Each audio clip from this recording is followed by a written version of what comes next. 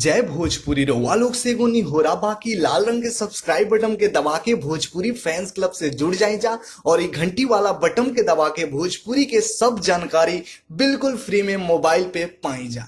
रउआ सब भोजपुरिया श्रोतागण के हम जीजी तिवारी जी भोजपुरी फैंस क्लब के माध्यम से प्रणाम करतानी। आशा करतानी कि आप लोग बहुत बढ़िया हो। हम आप लोग की रिपोर्ट में बतावे जा रहल बानी आज भोजपुरी में बड़ बड़ 3 गो धमाका भइल बा। जी हाँ भैया, बात कर रहल बानी हम अक्षरा सिंह, समर सिंह और प्रमोद प्रेमी के 3 गो वीडियो सॉन्ग के बारे में। जी हाँ भैया, सबसे पहले बात कर लिया जाओ समर सिंह के एगो नया वीडियो सॉन्ग जौन की समर सिंह का ऑफिशियल यूट्यूब चैनल से रिलीज भइल बा, आजा मनवा तरसत बा धनिया। जी हाँ भैया, समर सिंह कविता यादव जी के मधुर आवाज में गाना बाटे और एक वीडियो सॉन्ग रिलीज हो चुकल बा समर सिंह का ऑफिशियल यूट्यूब चैनल पर। देखी जा, बहुत ही मजेदार बा। एकरा बाद बात कर ली जाओ प्रमोद प्रेमी के एगो नया वीडियो सॉन्ग रिलीज भइल बाटे जौन की ऑडियो और वीडियो, एक ऑडियो ना रिलीज भइल रहे, डायरेक्ट वीडियो ऑडियो रिलीज भइल बाटे।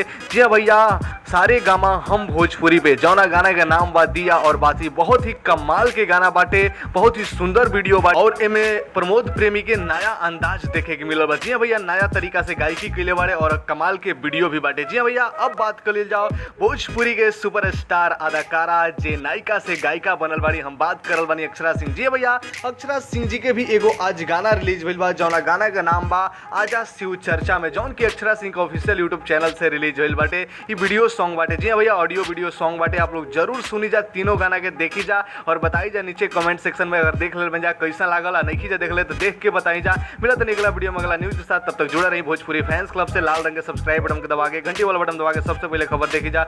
जय भोजपुरी, एकता बना के राखी जा।